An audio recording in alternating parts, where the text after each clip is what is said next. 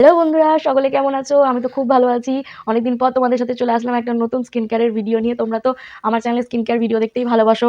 কারণ এত ভালোবাসা দাও তোমরা স্কিন কেয়ারের ভিডিওতে, যে অন্য ব্লগ কনটেন্টে আমি কোনো ভালোবাসাই পাই না তোমাদের। সো যাই হোক, আজকে চলে এসেছি নতুন একটা ভিডিও নিয়ে।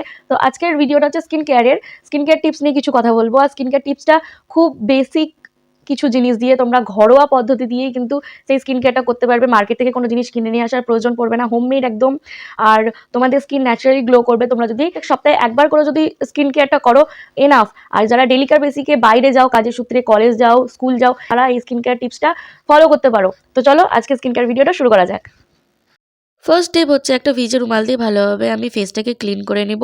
তোমরা চাইলে এখানে নিজেদের পছন্দ মতো ক্লিনজারও ইউজ করতে পারো। সেকেন্ড স্টেপ হচ্ছে একটা টমেটোর মধ্যে ভালোভাবে কফি পাউডার ছড়িয়ে নিব। তারপর এই দুটি মিশ্রণকে একসাথে ফেসে কিন্তু ভালোভাবে রাব করব।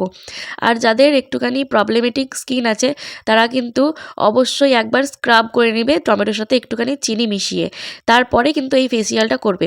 দেখো ভালোভাবে ফেসটাকে ক্লিন করে নিচ্ছি, ফেসটা কিন্তু অনেকটা গ্লো করছে এবং ট্যান রিমুভ হয়ে গেছে অনেকটা। থার্ড স্টেপ হচ্ছে যে কোনো ময়েশ্চারাইজার কিন্তু তোমরা স্কিনে অবশ্যই অ্যাপ্লাই করবে এবং ভালোভাবে মাসাজ করবে স্কিনে, যাতে স্কিনটা কিন্তু একদম টাইট হয়ে থাকে। তোমরা তোমাদের স্কিন টাইপ অনুযায়ী যে কোনো ময়েশ্চারাইজার ইউজ করতে পারো। আমার স্কিনটা কিন্তু আগের থেকে অনেকটা ক্লিন লাগছে। তো বন্ধুরা, তোমরা দেখতেই পেলে স্কিন কেয়ারটা কিভাবে করলাম। তোমরা ডেলিকার বেসিকে যদি এটা করতে পারো, খুবই ভালো। তোমাদের স্কিন এরকমই একদম গ্লো করবে। স্কিন কেয়ারের ভিডিওটা তোমাদের কেমন লাগলো অবশ্যই কমেন্টে জানিও। আর আমার নতুন নতুন স্কিন কেয়ারের ভিডিও দেখতে হলে অবশ্যই আমার চ্যানেলটাকে সাবস্ক্রাইব করে রেখো। আবার দেখা হচ্ছে নেক্সট ভিডিওতে। টাটা।